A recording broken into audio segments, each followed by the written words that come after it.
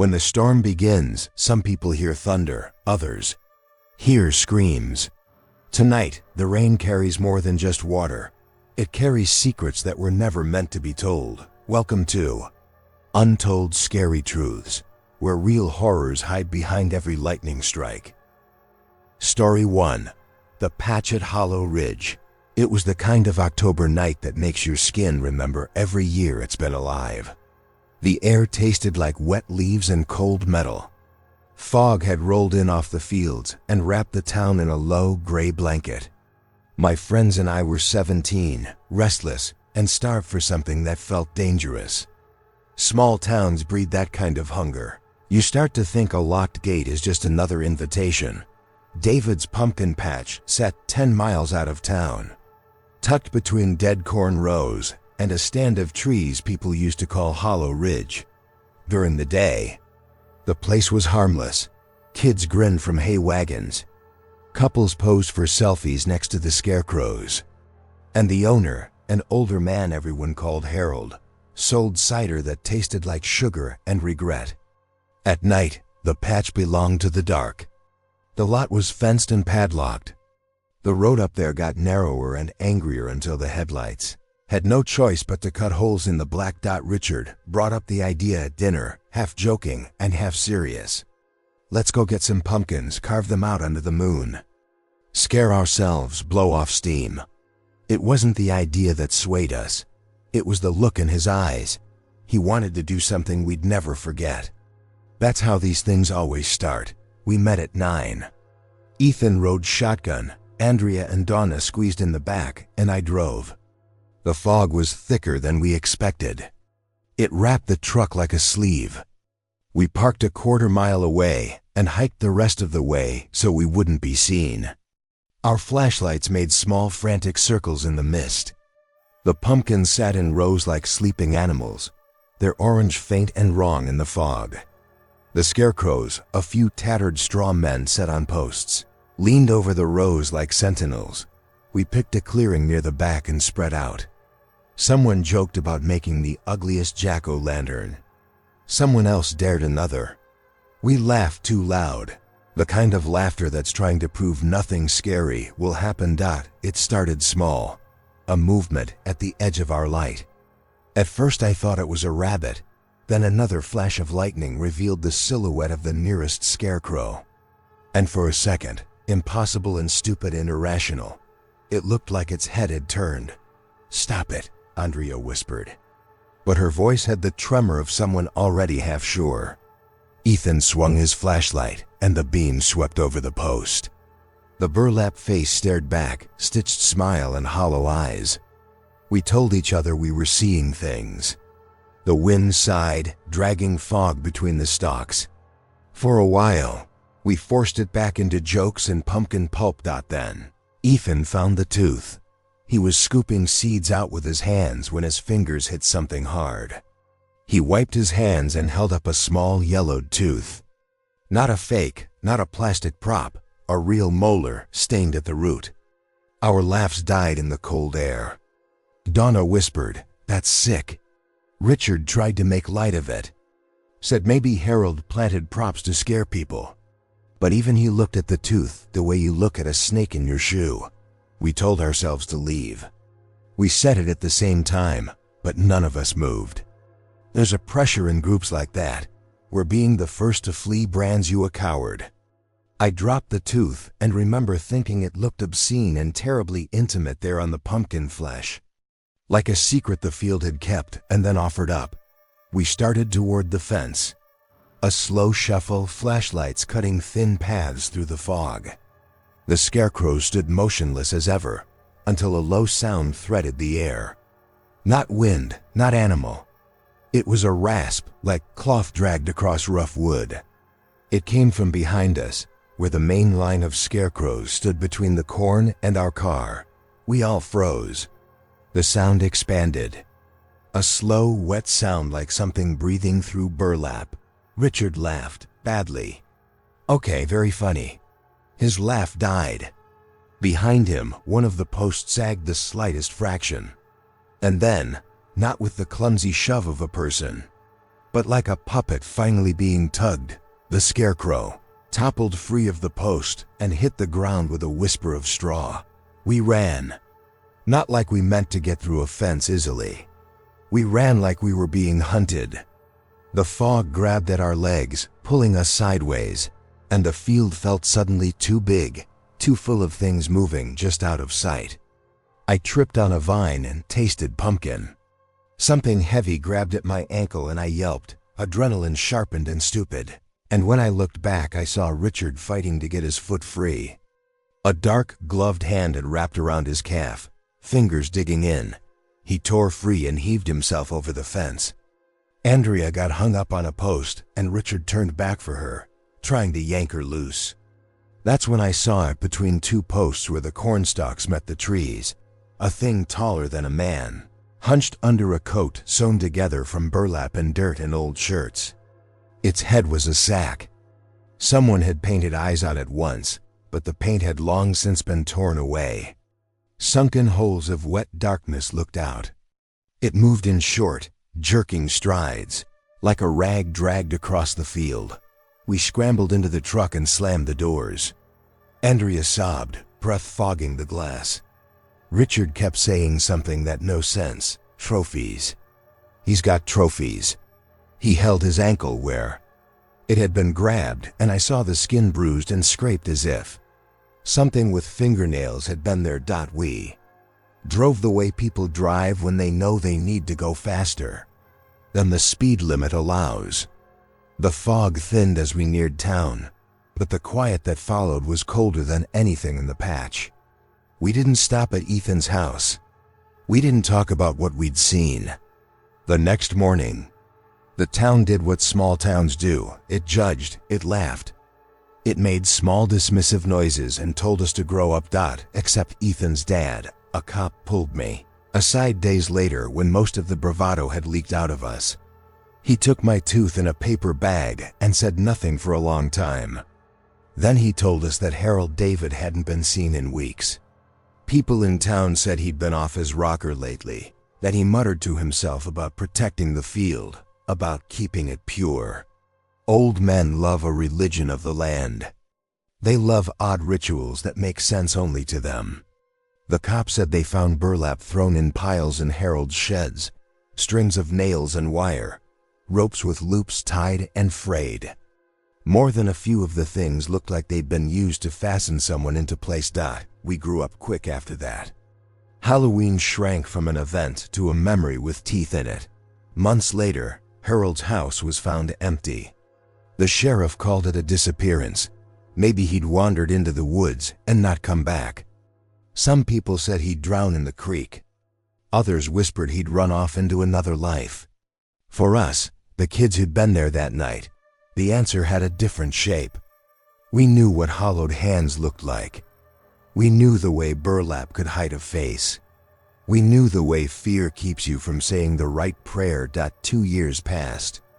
I told stories that got bigger and stranger each time. I smiled when people said we were fools to be scared. But there are nights, especially in October, when I can still see that field. When I pass a row of scarecrows, and for a second, the world bends and the painted eyes gleam. When the wind drags a sound across my memory that could be the rasp of burlap or the edge of breathing. Sometimes I wonder if Harold was lonely enough to make himself a sentinel, to become what he feared most. Maybe he made the thing. Maybe he became it. Or maybe the field had always wanted to be watched, and he answered like someone answering a long, slow call. I don't know. What I do know is this: never go in alone at night. And if you hear something whispering through the leaves that sounds like a voice asking for a tooth, don't go looking for it. Leave the pumpkins. Leave the scarecrows. And turn the other way. Story 2. The Man in Apartment 9B. I moved into the building on Elm Street last October. It was cheap, too cheap for a one-bedroom apartment in the city. The landlord said the previous tenant had left in a hurry, and that was the only reason for the discount. I didn't ask questions. I just needed a place close to work.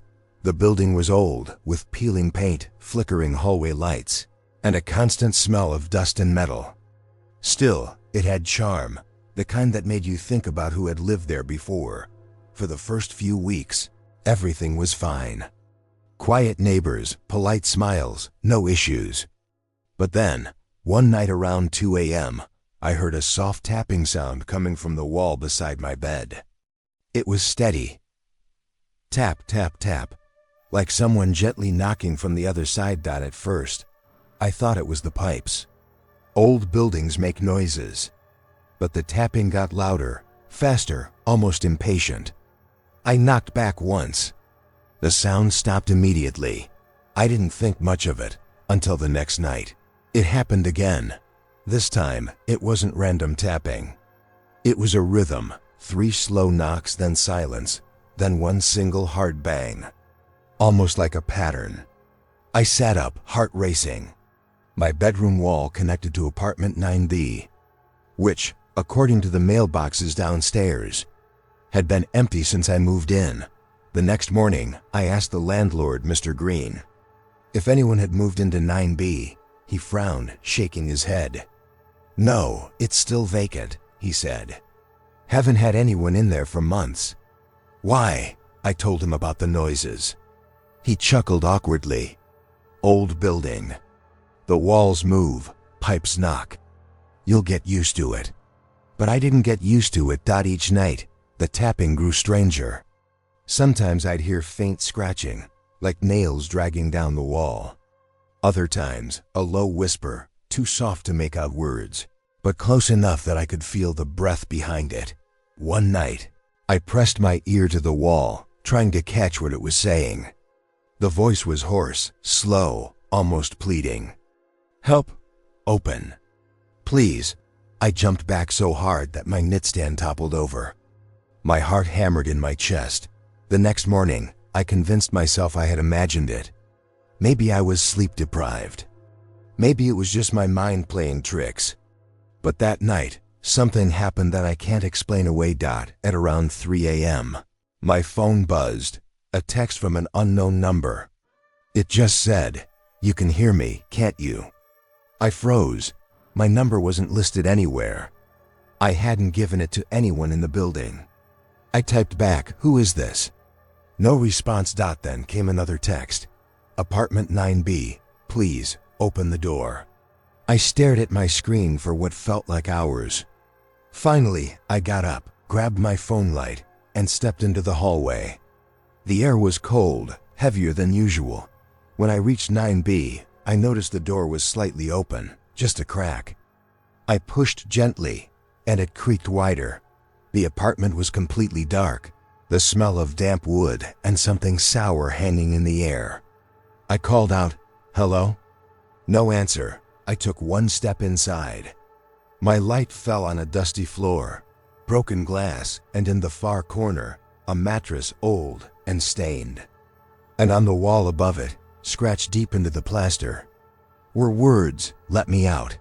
The door behind me slammed shut. I spun around, heart racing. But the hallway was gone, replaced by the same 4 walls of the empty apartment. The tapping started again, louder this time, coming from inside the wall. Something shifted in the shadows near the corner.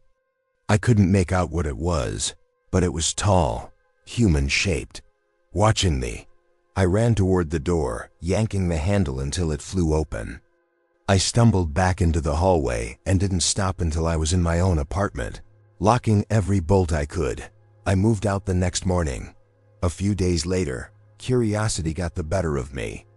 I checked the local news. There it was, a headline from 5 months earlier. Tenant found dead in apartment. 9B police investigating possible suicide. The photo of the man was blurry, but I recognized him instantly. It was the same face I saw watching me in the corner that night.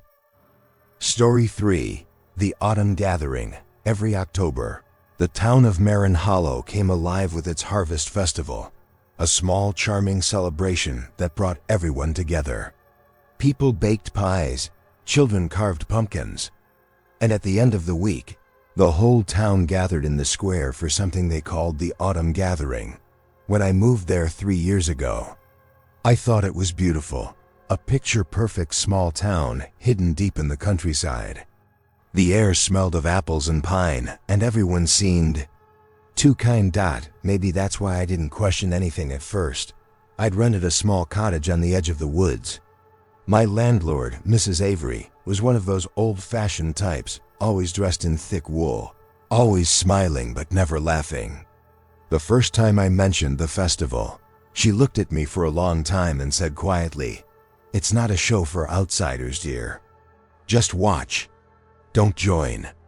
I laughed it off. Outsiders.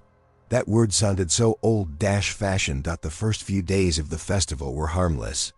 Children ran around with painted faces. The air filled with the sound of fiddles and old folk songs.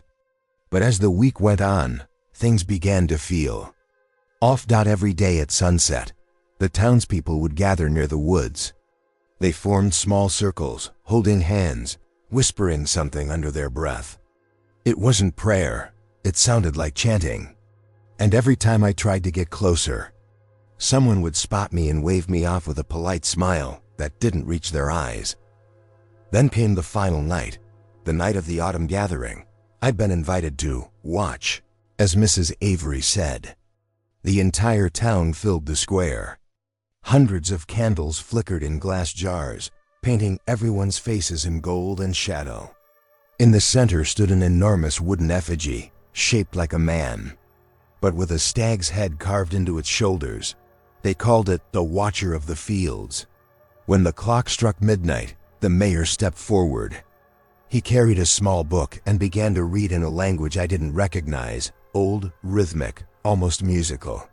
People around me swayed to the sound, eyes half closed, murmuring along. Then the crowd went silent. From the woods behind the square, a sound rose, like wind tearing through dry leaves, but slower, heavier. Something was moving through the trees. I remember looking at Mrs. Avery. Her eyes were closed. She was whispering something, the same phrase over and over. Keep the soil fed, keep the fields alive. The figure that came out of the trees was enormous. Taller than any man, its body looked wrong. Its limbs bent backward, and the stag skull it wore seemed real, not carved. Its eyes glowed faintly, and every breath it took sounded like air passing through dead branches. People knelt. I stood frozen, unable to move. The creature stopped at the edge of the firelight, looking around as if to chew something. Or someone. Then the mayor pointed right at me. 100 heads turned. Mrs. Avery grabbed my wrist, nails digging into my skin. "Run," she whispered. "You were never supposed to be here." I didn't wait. I pushed through the crowd, hearing gasps and the sound of heavy footsteps behind me. The forest swallowed me whole. The candle's light disappeared, replaced by darkness and the sound of my own heartbeat. The thing followed. I could feel it, not running, not chasing, but gliding, its steps heavy and deliberate. I don't remember how long I ran. My lungs burned. My legs went numb. At one point I tripped and fell into a ditch, lying there in the mud as the sound of leaves brushing together surrounded me. Then silence. When I finally crawled out, the sky was pale with morning. I stumbled down the dirt road until I saw a passing truck. The driver stopped wide-eyed and asked what happened. I didn't know what to say, so I just said they were celebrating. He took me straight to the next town over. I never went back. A few days later, I read that a fire had broken out in Marin Hollow during the harvest festival. The report said several people were injured and one visitor's body remains unaccounted for. That night I got a package. No return address. Inside was a bundle of dried corn tied with red string and a note that said, "The soil remembers. Asterisk if you're still here. Maybe you've seen things too. The truth isn't always hidden in shadows. Sometimes it's right in front of us." This was another story from Untold Scary Truths. If you felt the chill, hit that like button, subscribe, and turn on the bell. Because the next story might just be your truth. Until then, stay in the light